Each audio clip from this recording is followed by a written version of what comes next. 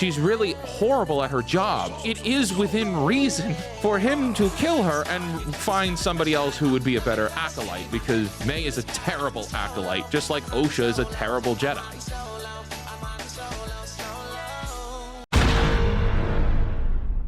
Hello, good viewers, and welcome back to The Pondering. Is it possible for an actor to give a performance so good you forget about the inconsistencies, dropped balls, and retcons? Well, probably not, but Manny Jacinto's acting is really damn good. Before we get into today's discussion of The Acolyte, I just want to preface by saying I don't go into things looking to hate them. I go into things looking to love them. I am a Star Wars fan. I don't want to see all of the problems that we're going to discuss. And that's important because I know there's a lot of content creators who watch things just to rip on them. That's totally fine for them, and I enjoy watching many of them. But I want to be a beacon of balance in the entertainment commentary space, being fair when others aren't. Episode 5 of The Acolyte is the best of a bad bunch. There were some great moments, but overall I realized I just can't stand Osha and May.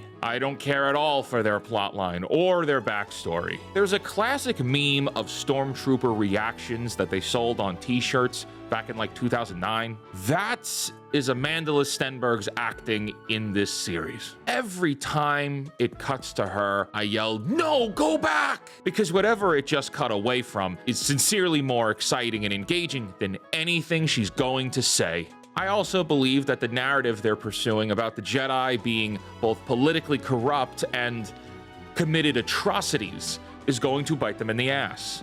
The Jedi are not supposed to be bad guys. I don't want to be the bad guy anymore. They are not supposed to be villains, and the Force, light side and dark side, are not supposed to be a spectrum. Without wasting any more time, let the pondering begin and let us consume together episode 5 of The Acolyte, scene by scene. We open on Osha as the camera pans down from an aerial view, and it costs thousands of dollars in seconds. Babe, you're all right. I want you to pay very close attention as there are musical motifs throughout this episode that I believe are giving away the future of where the Acolyte is going to go. Specifically, if you pay very close attention, you can hear the of the Kylo Ren theme. It may go absolutely nowhere. Those breadcrumbs may mean absolutely nothing. One of the red shirts bit the dust. I would love to see what's happening. Plo Koon is dead. I really like this guy. No, not the Keldor that's dead. The Kylo Ren helmet wearing master dude. I like the fighting style. I like the ferocity of it. If there's one thing the show got right, is making this guy look cool. There's a ferocity behind him. The speed that he's using is something that we really haven't seen in a long time in Star Wars. Kylo Ren had no ferocity. He just whined. Like this guy, there's a mysterious air around him while he's swinging around the sword, where I don't think Kylo Ren ever had that. He lost every single fight. Kylo Ren loses every fight. Did that dude just punch a lightsaber? That's cool as f***. So he's wearing what's called cortosis on his wrist and a helmet, which is awesome to see in live action. This is where my fanboy effect kicks in, is that's some cool shit. I would have thought Yord would be more formidable, so to that I'm a little surprised.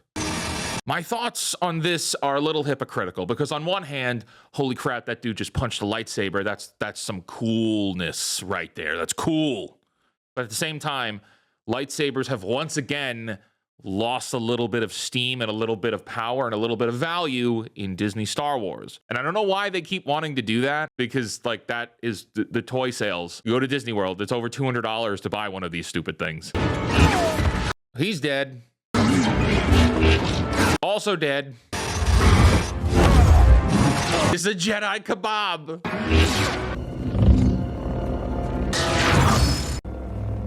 I'm interested for them to tell us why the stun gun did not affect him. Why did the stun gun not stun him? I'm sure it's a plot point. We'll have to buy 3,000 comic books to find out the answer. Osha, run!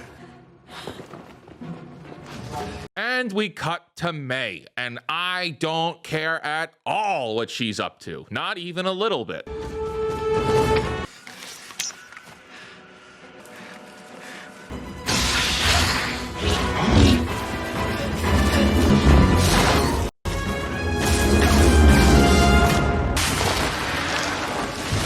Why did the trees fall the wrong way? Civilian to the ship. Why? She's Jedi trained. I think this was a horrible decision, but the plot needed them to be separated so that conversations could happen. They really go out of their way to make Yord look like a doofus in this episode. Oh, we're not even at title crawl yet. We have to go back. I don't want to have to subdue you, but I will. What are you gonna do, buddy? What are you gonna do? There's a dude killing all of our friends. My mission is to get you to the ship, and if you don't comply with me, I'll fight you too. Some decisions in this show are just really hard to deal with. Master Soul. This dude has a 2007 Optimus Prime child's toy helmet voice changer on his helmet. You carry a Jedi weapon. But it's a red lightsaber. Would he really not know what a red lightsaber means? Is that the position that this show is taking, that the Jedi don't know what bleeding a crystal means? They should see this and say, that's a Sith. Oh my gosh. It's not a common thing to have a bled crystal. For a person to make a red lightsaber, you have to take a crystal and pour all of your negative emotion into it to make the crystal bleed. Bleeding the crystal to make it as twisted as you are. You actually take the color away from it, which is why later on in like the Ahsoka show, Ahsoka uses white sabers. These are saber crystals that have been bled, that she has purified and taken that negativity out of. Unfortunately, the crystal is still permanently damaged in a way because the color is gone. The color is permanently ripped out of it, and what's left behind is a white color. So you look at a show like this, and how does he not recognize that a red lightsaber is incredibly bad news? But you are no Jedi. Okay, well, he knows he's not a Jedi. And we cut back to May, who I can't give less of a crap about what she's doing.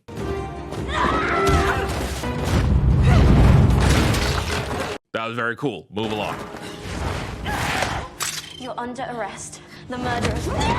Just arrest her. The fire that killed your family. Jackie be cool like that.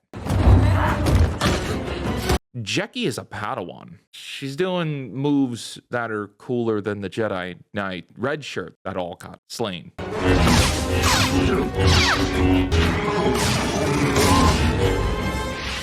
Look, I'm no swordsman. I don't know fighting style other than the little bit that I did during my time in theater. I think this is kind of cool. Most of this seems pretty cool. You trained May. Show your face. And let you read my thoughts. What the hell does that mean? Are you wearing a Magneto helmet? Is bro wearing a Magneto helmet right now that prevents somebody from reading his thoughts? Is it the eyes? Can you read somebody if you could see their eyes? Is that what this means? Because this is incredibly new Star Wars lore that they've just added, that wearing a helmet like this can prevent somebody from reading your thoughts. Now that makes no sense to me. I'm sure they won't elaborate on it later on. No. You tell me. Continuing to hint that Soul is up to no good, that Soul's a bad guy. I don't like that. Jackie is a Jedi. She can take care of herself. Everybody's dying. Why is OSHA so important? What's crazy is in this episode, you can really kind of tell where they're switching in and out stunt doubles, and it feels very scrapbooky. What is he? I don't know. He doesn't follow the rules of combat. It doesn't make sense. You don't have time to be standing here having this conversation. Either you're rushing to the ship or you're rushing back to help them. Standing around makes no sense to me at all. He gets into your head. He stays there. We didn't see any of that happen where this guy was invading their minds. I don't understand that. That is new information that we didn't get to see before. This is a classic case of show don't tell, but in this case, they're just telling us that this happened. They didn't show us that this happened, that he's invading their minds some way. My mother could do that. My feelings! Get ready for my feelings! Get inside a Jedi's head. I saw it once. We have to keep moving. Did you give Basil new directions? Or did you give him a 100-year-old cloak to smell to get you back to the ship?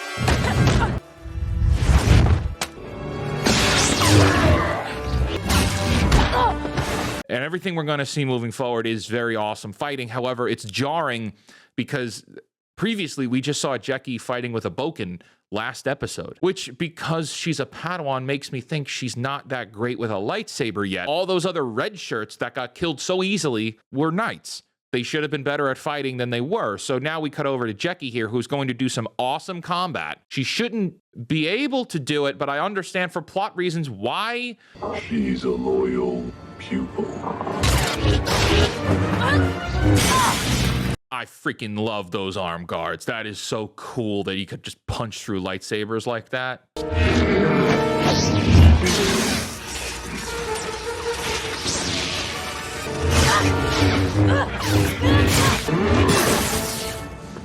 Uh-oh.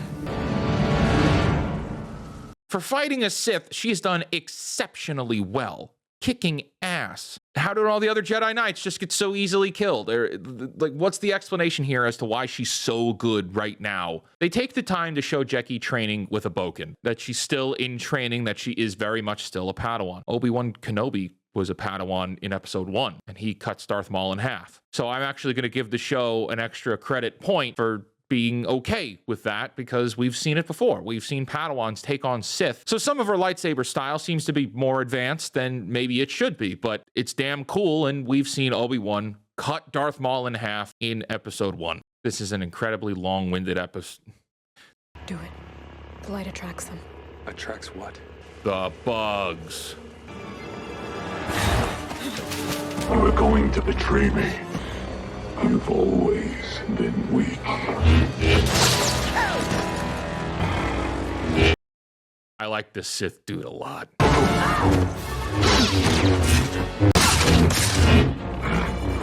What is it? We have to go back. He's gonna kill them all.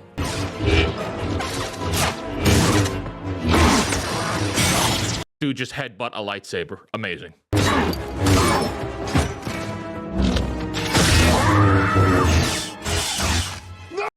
R.I.P. Well, it's incredibly unlikely that she survived that, as that lightsaber at the top went through her spine. Everyone seems to be surprised that Jecki died here, but you have to remember, the Jedi are not supposed to know that the Sith exists, so by that logic, almost everyone involved in the show is going to have to die for the show to be canonized. How they're going to explain away that the Jedi don't find out that this dude is a Sith, I have no idea. Anybody who sees this guy's face probably doesn't make it to the end of the season or series. God, I hope this doesn't get picked up for more. Oh, it's him. It's the guy. It's Kymir. Come here. It's come here. I like this dude a lot. I love this guy's acting. He is carrying this show on his friggin' back. Was that its name? Damn. Dude is cold. She was a child. You brought her here. Hello. You really didn't know it was me. I like this. I like this guy. They really played into the whole drunken monk aspect, and I know it was insanely predictable, but I was watching it from the show of that I already knew who it was. So for me, it wasn't like a mystery box. They did try to mystery box it, but for me, I didn't mind it. This guy carries the entire show. You attacked me while my back is turned? Not very Jedi of you. What are you? I have no name. Jedi like you might call me Sith. That's a name, bro. Pretty damn big name. Why risk discovery? I did wear a mask. That is a Marvel joke. Well, I did wear a mask. Because he's also saying to Soul, I'm not going to tell you anything. I'm not going to give you any answers here. So I don't mind that comment. What do you want? Freedom. I want a pupil. They need to explain him and his backstory a little bit more. Right now, it's just like really good acting and him giving almost non-answers to what he wants. I mean, sure, yes, he says, I want a pupil, but why? I want to wield my power the way I want. Could you not before? What is putting you in a position where you can't wield your power the way you want? Or is it because you're just straight up evil? Because that's what the dark side users are. Dark side users are evil. They're not good. You know, what is his actual motivation here? And what is his actual backstory? What makes him a Sith? Why is he this way? These are questions that obviously aren't going to be answered in this episode, but are things that we want to know. She exposed me, so now I have to kill every single last one of you. Why he's hesitating here, maybe there's a reason for that, but it feels like there's not going to be. And the Jedi say I can't exist. That depends on if you're a murderous psychopath Sith, my guy. You. Surprise. R.I.P. Yord. Dude was a doofus.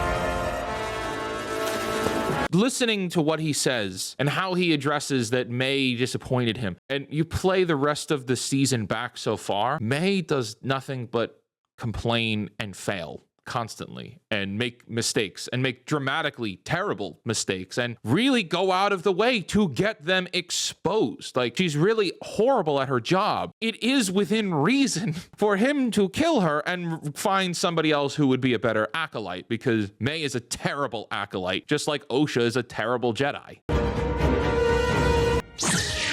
Stunned. Osha and May are the worst parts of this show. Even after everything he did to you, His mind is twisted by darkness. I've accepted. Soul. Rules, rules, rules. If you never follow them, you never have to break them. That is a very Sith mentality.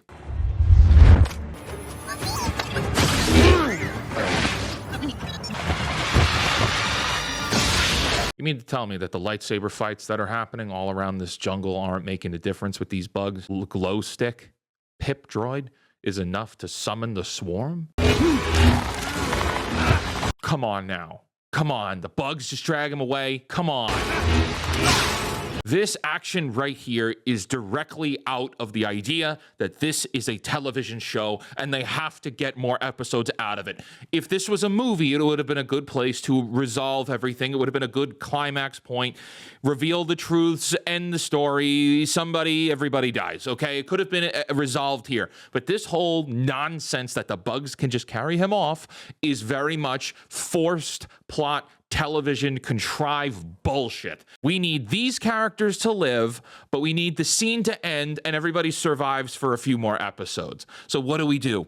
Well, the bugs will carry him off. Oh yeah, that's a great idea. That's a great idea. That's a great idea.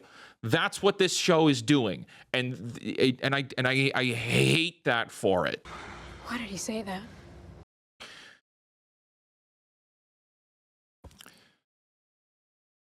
All of the Jedi are dead. Jackie's dead. Yord had his neck snapped. And the first thing you selfish individual says, why did you say that? Why shouldn't I trust you? My feelings. Everyone is dead. And the first thing you think to do is cut into my feelings instead of let's get the hell out of here. Let's go and collect the bodies of our deceased friends. The first thing you think of is, what about me? What about me? And I hate it so much. Why did he say I shouldn't trust you? What did you do? Please, Osha. So that stun really didn't last too long on May. This is like seconds later after she was stunned. Not minutes, seconds. Dude is out for hours. He is out for hours to the point where the sun comes up. And now that it is just the two of them, the quality of the episode takes a giant dip. And I will say, I've now lost interest in even doing the rest of this video. The only thing carrying this show is the Sith character. And anything that has nothing to do with the Sith character, I'm just not interested in. I don't care for either of these two characters. I don't care about the space witches. I did what I needed to do. Yeah. All of these lives lost tonight. And I would have been dead too if it weren't for the Jedi. They've brainwashed you. Strange setup here. They brainwashed you makes me think that the next flashback episode is going to be from a different perspective. It's clear we have another flashback episode because we've seen trailer clips of the fighting. And Kelnaka, the Wookiee, is fighting, and he's dead now, so that means it's got to go to the past. So we are going to get another flashback episode of what happened with the witches. I just don't care about it as much as I think I should. But this idea that they brainwashed you, is it the Force? Did they use the Force to manipulate different perspectives? Or what is the criteria for the brainwashing that we're about to see? And obviously it won't be this episode because they still got to milk this crap for more episodes. I can help you return to yourself. Because everything we know of May right now is that she's a killer. She's dangerous. She tortured a small animal. She threatened to kill her sister. She started the fire. She's killed Master Indara with a blade. She convinced another guy to unalive himself, and then she was just kind of struggling to survive through these fights here. But this idea that Osha has been brainwashed by the Jedi just contributes to the idea that the Jedi are the villains here, and I don't like that. Choose us. You were training to become a Sith. You're a Jedi killer. If you think she's bought into this Jedi cult to the point of not trusting you, you think so easily she's just going to change on a dime. That's not going to work. But then again, I'm reading into it as if I was actually in her head. And instead, it's just this makes no sense from the writing perspective. You must pay for your crimes. What are you doing? You're not what wrong. I came here to do. He stole you from us.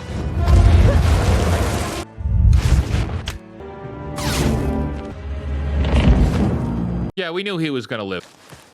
Oh, look, they're parent trapping. They've clearly switched clothes. They've switched places. But what doesn't make sense in the context of this show is earlier, Master Soul and Chimere were very clear that if without the helmet, you could read his thoughts. So why can't Soul read May's thoughts? It should be very loud, like you're being lied to. You're being lied to. It should be incredibly clear, especially the context of how high emotion everything is. And when he senses May doesn't have any remorse for the friends that have died, although then again, we don't know if even Osha has remorse for all of the friends that have died. But when Soul realizes May certainly doesn't, that should be a giant red flag. Also, the fact she has a tattoo on her head. That's a positive identifier that is right on her head. This parent trapping, it's going to probably be resolved very quickly, but this is just to put the people in different positions to have conversations with people they wouldn't have had otherwise. This is, once again, like I was saying earlier, a contrived plot convenience to serve more episodes being given instead of just giving us the movie and having everything be satisfied in one go. It's playing out this way, dragging along like it never ends. Saul. Where is she? Who? We must get to the ship here. And what are you going to do at the ship? How long was Master Soul out for? Because by stun gun logic, May was only out for a couple of seconds. Soul was out for a long time. These are the kind of nitpicks I don't want to notice, but I do, because this is the story that you're telling. This is the stuff that you're giving us. You know, you just said a second ago, by your logic, the stun gun doesn't work for very long. But now you've shown us that the sun is coming up, which implies that there has been a passing of time. How long was Master Soul out for? And also, they're so quick to go to the ship. Are you going to pick up all the bodies of your slain brethren that have died? It seems a little odd to just leave him here in the forest, no? When Qui-Gon Jinn dies, they have a funeral for him, and they have funeral for Jedis. What, are they really just going to abandon everybody out here? That doesn't seem very Jedi-like. Ah, yes, a long-winded walking shot. I truly can't believe they're just going to leave all of the Jedi there. That seems so out of place. What extraordinary beings We are. Very interesting. You can hear the Kylo Ren theme in this scene. I'm going to play it again. I want you to listen to the music here. We are. That's the Kylo Ren theme. That's Ben Solo. even in the revelation of our triumph. you see the depth of our despair. And so that is our episode. Again, coming into this, I want to like it. I want to have good things to say about it, and I want to say that it is the best Star Wars that we've gotten in a very long time. But one thing is evidently clear from watching this, especially when you compare it to right now, what else is happening in the world of entertainment? Well, we are getting House of the Dragon. We've got The Boys, which I am watching. I'm not watching House of the Dragon, but I am watching The Boys. And we're getting this. And the one thing that those two other shows are doing better than The Acolyte is giving us episodes that have enough substance to them where we feel fulfilled and can wait long enough into next week to get something new. Every episode of The Boys, whether you like it or not, there's enough there where it feels fulfilling. It feels like it was worth waiting a week for. It feels like I can wait till next week for this show. Everything with The Acolyte could have been done in a 90-minute movie, and it probably would have been much better for it. The way that everything in this episode ends is just to extend runtime for episode duration convenience. They need more episodes from this, so nothing can be resolved. But the writers are not skilled enough to write in more content to make it more valuable. So as we come to the conclusion of today's episode, was it better than the rest of the season? Yes. But when the rest of the season and the rest of the story for the season is really hard to swallow and I just don't care for it, it's the best of a bad bunch. Though this episode was pretty fun to watch as far as the lightsaber battles are concerned. I am very happy with the Sith character, and I want him to get his own damn show. I don't care for May or Osha anymore.